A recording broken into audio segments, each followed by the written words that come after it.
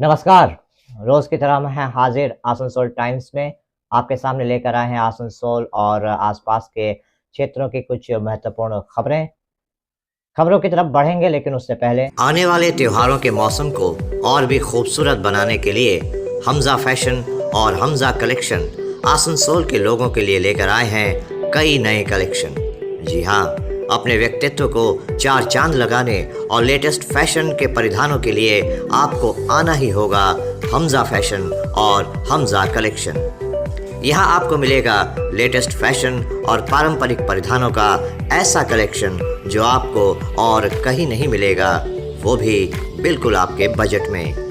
Hamza fashion और Hamza collection में हम लेकर आए हैं lehenga, kurti, sharara, crop top, sari, suit piece तथा नकाब भी। पुरुषों के लिए भी हमजा फैशन और हमजा कलेक्शन में हैं शूटिंग और शर्टिंग के कपड़े। हमजा फैशन और हमजा कलेक्शन में खरीदारी करने पर ग्राहकों को मिलेंगे आकर्षणीय उपहार भी। तो आज ही चले आइए हमजा फैशन और Hamza collection, GT road, opposite Asansol head post office. Contact number 7602284999। Hamza fashion में मेंस कलेक्शन, जहां आपको पुरुषों के परिधानों के लेटेस्ट कलेक्शन की विशाल रेंज मिलेगी। সিটি মন্টেসরি স্কুল 10 একর জমির ওপর নির্মিত। এই স্কুলটি আপনার সন্তানের সার্বিক উন্নয়নের জন্য প্রতিশ্রুতিবদ্ধ। এখানে আপনার শিশু 100% smart class, computer lab, library, পদার্থবিজ্ঞান, রসায়ন, গণিত, জীববিজ্ঞানের জন্য আলাদা আলাদা ল্যাবের সুবিধা পাবে। এর সাথে একটি শিশু উদ্যানও রয়েছে, যেখানে আপনার বাচ্চাদের শারীরিক বিকাশের দিকে বিশেষ মনোযোগ দেওয়া হয়। তাহলে আর দেরি কিসের? আজই অ্যাডমিশনের জন্য চলে আসুন city Montessori school, Budha pipeline road, Kalajharia, Banpur.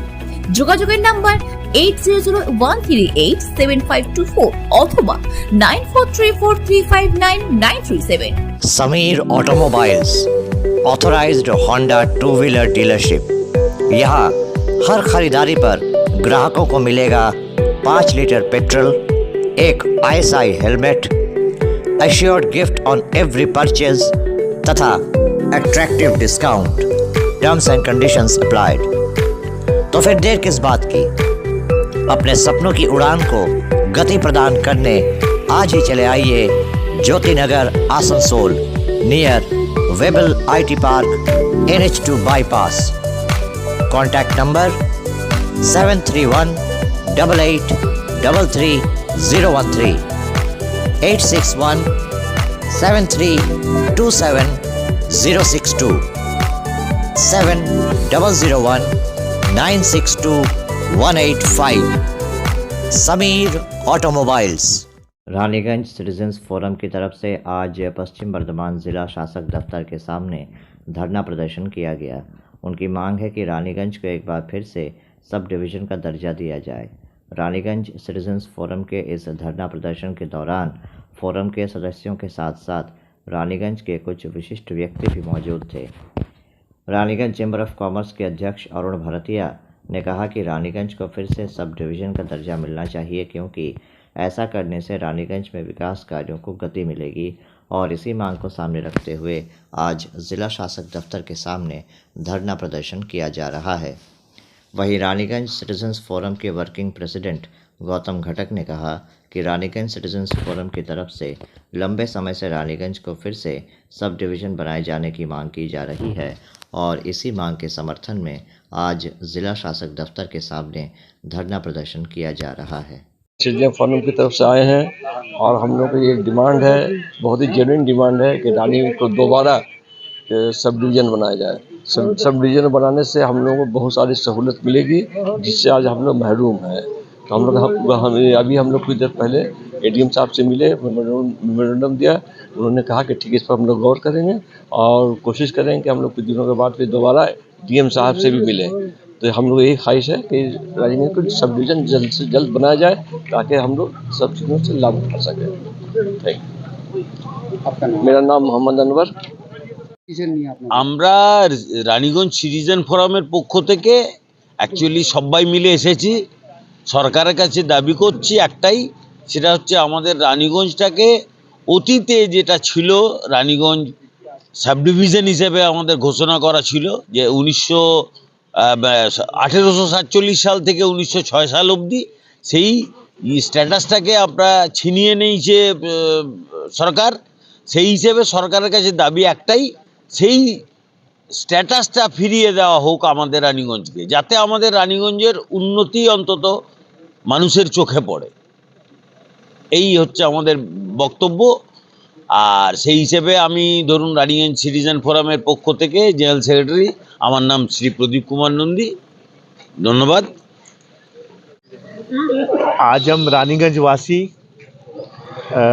DM office के सामने धरना पे बैठे हैं। हमारी एकमात्र एक ही डिमांड है कि रानीगंज को फिर से सब डिवीज़न बनाया जाए। हम रानीगंज वासियों को उपेक्षित किया जा रहा है। हमारे रानीगंज का डेवलपमेंट जिस हिसाब से होना चाहिए उस हिसाब से नहीं हो पा रहा है। इस कारण से हम चाहते हैं कि हमारे रानीगंज को डेवलप करने के लिए इसको सब डिवीज़न का दर्जा दिया जाए, ताकि जो भी सुविधाएं हमें नहीं मिल पा रही है उसका हमें मिले हमें आफ्टर सब डिवीज़न। इसी कारण से आज रानीगंज वासी इतने ठंड होने के बावजूद भी हम डीएम ऑफिस के सामने धरना में बैठे। आज हम लोग रानीगंज टाउन की तरफ से आए हैं। हम लोग का जो रानीगंज टाउन पहले सब डिवीज़न था, लेकिन बहुत दिन पहले इसको सब डिवीज़न का जो खिताब था वो छीन लिया गया। तो वहाँ हम लोग का जो पब्लिक है सबको बहुत ट्रबल हो रहा है। रानीगंज शहर का जो रास्ते हैं वो उसमें इतनी प्रेशर बढ़ गया है, इतनी पब्लिक हो गई है कि दिन भर वो जाम ही ख़त्म नहीं होते हैं।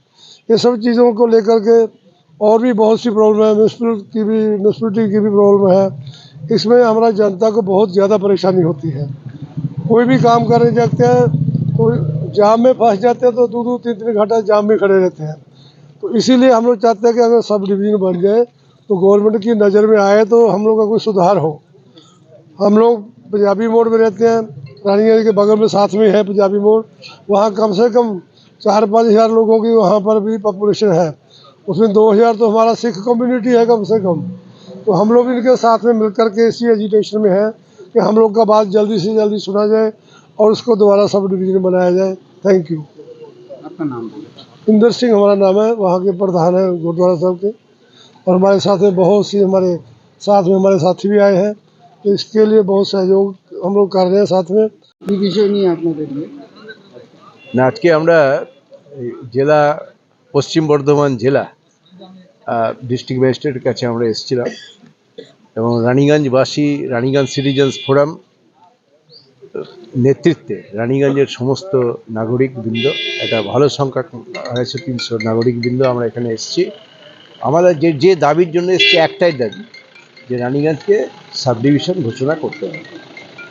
এখানে আমরা এডিএম জেনারেলের সঙ্গে দেখা করেছি, ডিএম সাহেব আমাদের সঙ্গে কথা দিয়েছেন যে আরেকবার দেখা করবেন।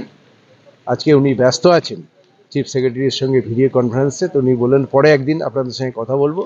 মূল বিষয়টা কি আছে? মূল বিষয়টা হচ্ছে যে আমরা যেটা চাইছি রানীগঞ্জকে সাব ডিভিশন ঘোষণা করতে হবে।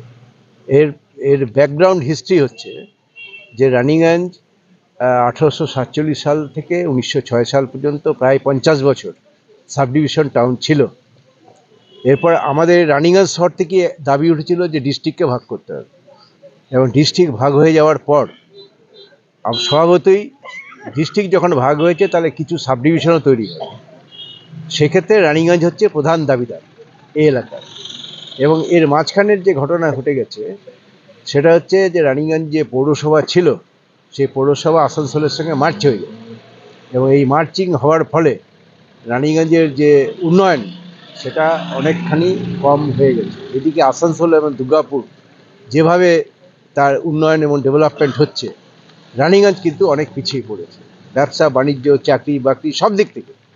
এবং এখানে যদি এটাকে যদি সাব ডিভিশন ঘোষণা হয় এবং জেলা ভাগ হওয়ার পর সাব ডিভিশনের দাবিটা জোরদার হয়েছে, এবং ভাগ হলে পরে আমরা এখানে এসডিও অফিস পাবো, এখানে আমরা কোর্ট পাবো, এখানে জেল পাবো, এখানে ব্যবসা বাণিজ্যের সুযোগ পেয়ে যাবে, গভর্নমেন্টের অফিস এখানে সব শিফট করবে বিভিন্ন রকম। এই সবটা মিলে রানীগঞ্জের ব্যবসা বাণিজ্য চাকরি বাকরি উন্নয়ন সব দিক থেকে রানীগঞ্জের এগিয়ে যাবে, এটা আমরা বিশ্বাস করি। এবং আমরা এটা লক্ষ্য করেছি যে গভর্নমেন্ট যে ডেভেলপমেন্ট ফান্ডিং হয় সেটা ফার্স্ট থাকে স্টেট ক্যাপিটাল, এবং তারপরে হয় ডিস্ট্রিক্ট টাউন, এবং তারপরে হয় সাব ডিভিশন। তাহলে যেই যে ফান্ডিং, এই ফান্ডিংয়ের মধ্যে এখন যেটা আসানসোল দুর্গাপুর এডিডিএ এ এবং ডি এর উন্নয়নই হচ্ছে, অন্য কোথাও হচ্ছে না। তো আমরা চাইছি যে এখানকার ফান্ডিং বাড়ানো, এখানকার ডেভেলপমেন্ট বাড়ানো। রানিগঞ্জ সবচেয়ে পুরনো শহর, 1876 সালে মিউনিসিপ্যালিটি আছে, এবং সবচেয়ে পুরনো রেল লাইন এখানে আছে। এই সব দিক থেকে বিচার করলে রানিগঞ্জ হচ্ছে সাব ডিভিশন ঘোষণার প্রধান দাবিদার, এবং এটাকে হওয়া উচিত। এখানে আমাদের প্রশাসনও বলেছেন যে আপনাদের দাবিটা সঠিক এবং আপনারা এটা নিয়ে চালিয়ে যান, এবং এটা আমরা আশা করি যে গভর্নমেন্ট আমাদের এইতে সিলমোহর দেবে এবং আমাদের সাব ডিভিশন ডিমান্ডটা আমরা পেয়ে যাব, এটা আমরা বিশ্বাস করছি, আশা করছি। ডিমান্ড নিয়ে আপনার নাম বলে দিন। गौतम घटक, working president Raniganj citizens forum. Asansol के बस्तिन बाजार मोड़ के सामने जीटी रोड के किनारे हाई ड्रेन की ढलाई का काम किया जा रहा है। आज आसनसोल नगर निगम के चेयरमैन अमरनाथ चटर्जी ने इस कार्य का जायज़ा लिया। उन्होंने कहा कि आज़ादी के बाद पहली बार इस नाले की ढलाई की जा रही है। उन्होंने बताया कि इससे ये नाला तकरीबन 20 से 25 फीट चौड़ा हो जाएगा और जल निकासी में सुविधा होगी।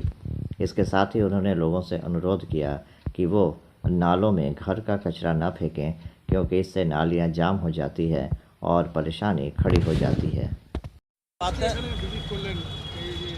আমাদের এখানে ঢালাই হচ্ছে কর্পোরেশনের এই ড্রেনটা। দীর্ঘদিন পরে, স্বাধীনতার পরে আমরা মানুষকে প্রতিশ্রুতি দিয়েছিলাম যে বাজারের জলটা বেরিয়ে যাবে, সেই কাজ চলছে।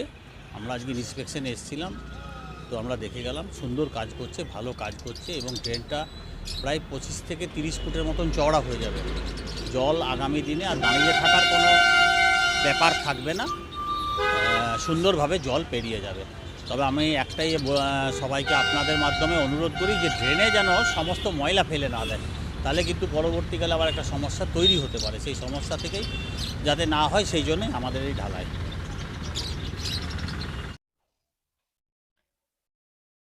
अभी वक्त हो चला है एक छोटे से ब्रेक का, बने रहिए हमारे साथ। Hillview Hospital, a multi-speciality hospital with ICU and dialysis unit. Hillview Hospital में orthopaedic, neurosurgeon, general physician, oncologist, child specialist, gynaecologist, homeopathy सहित 15 विभागों के विशेषज्ञ चिकित्सकों द्वारा मरीज़ों का इलाज किया जाता है। हमारे यहाँ आपको मिलेगी कैशलेस इलाज की सुविधा।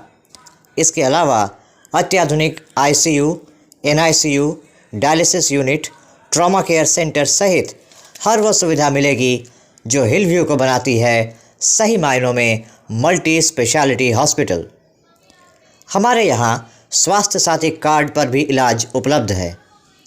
हिलव्यू हॉस्पिटल, हमारा पता SB Gorai road near Asansol court, Sripally Kalibari, Indian oil petrol pump के विपरीत।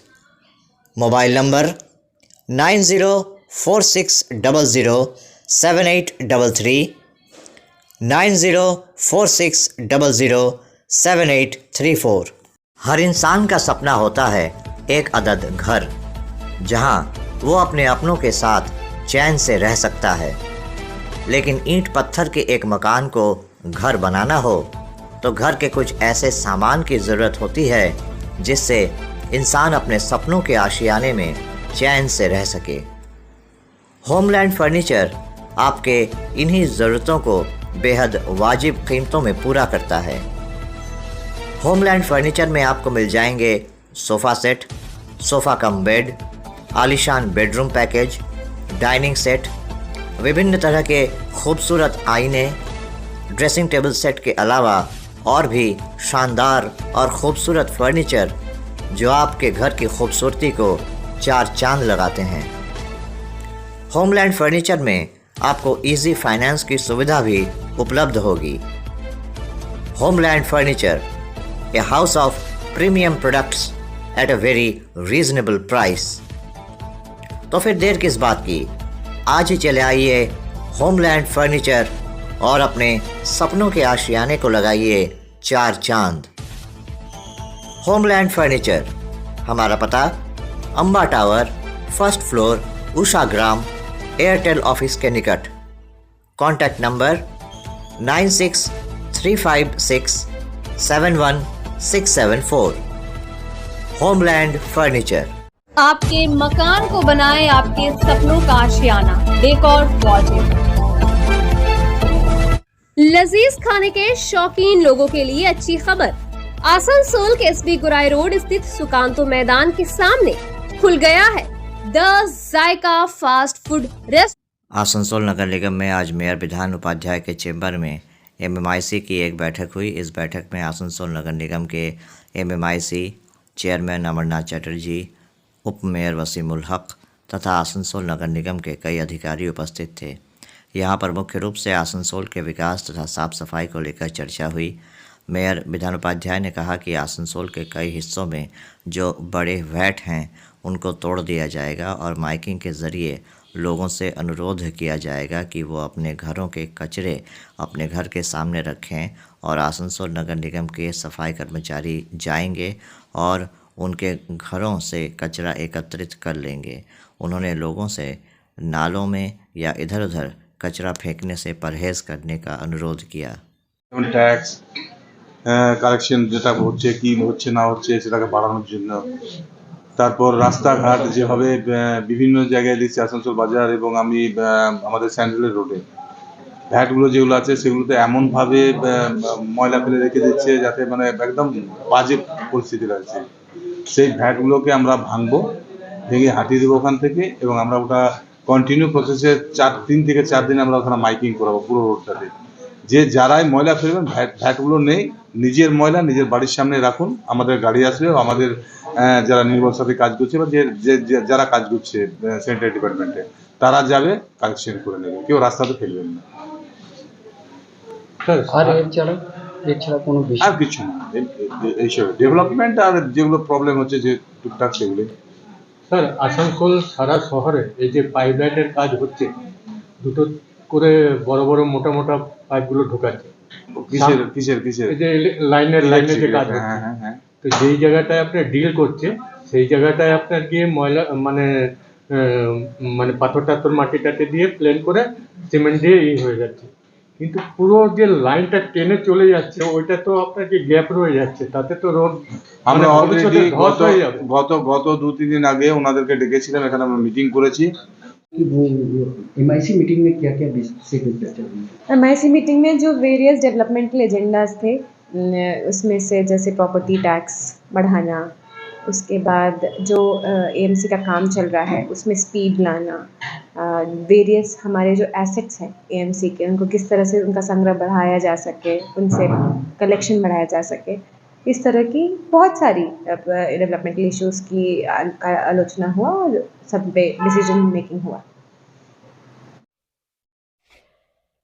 तो अभी आप देख रहे थे आसनसोल और आसपास के इलाके की कुछ महत्वपूर्ण खबरें। हम रोज आप तक शिल्पांचल की महत्वपूर्ण खबरों को पहुंचाते रहेंगे और अगर आपको हमारे इन खबरों से बाखबर रहना है तो आपको करना होगा एक छोटा सा काम। आपको हमारे चैनल आसनसोल टाइम्स को सब्सक्राइब करना होगा और पास में दिए गए बेल आइकन को प्रेस करना होगा ताकि जब भी हम कुछ नई खबर या कुछ नया पोस्ट डालें तो इसकी खबर आप तक पहुंचे और आप इन गतिविधियों से बाखबर रह सकें। इसके अलावा आप हमारे वेबसाइट www.asansoltimes.co.in पर लॉगिन भी कर सकते हैं और वेबसाइट के जरिए और हमारे पोर्टल के जरिए शिल्पांचल की हर छोटी बड़ी गतिविधियों से बाखबर रह सकते हैं, उनकी जानकारी हासिल कर सकते हैं। आज के इस बुलेटिन में इतना ही। कल फिर होगी आपसे मुलाकात। नमस्कार। हमारा अपना शहर आसनसोल, इसे स्वच्छ और निर्मल रखने की जिम्मेदारी हमारी है। आसनसोल पौरसभा शहर के सुंदर एवं निर्मल करते बद्धपरिकर। পৌরসভার এই চেষ্টায় সুনাগরিক হিসেবে আমাদেরও কিছু কর্তব্য আছে। यहाँ वहाँ प्लास्टिक फेंकना और थूकना, गंदगी फैलाना ऐसी कुछ आदतें हैं जिनका त्याग करना हमारे साथ साथ हमारे शहर के स्वास्थ्य के लिए भी बेहद जरूरी है। তাই আসুন আমরা প্রতিজ্ঞা নিই যেখানে সেখানে আবর্জনা ফেলবো না, ধূম্রপান ত্যাগ করব, শহরকে दूषण मुक्त करते गाछ लगाबो और अपने शहर आसनसोल को बनाएंगे स्वच्छ, सुंदर और निर्मल। आसनसोल नगर निगम द्वारा जनहित में जारी।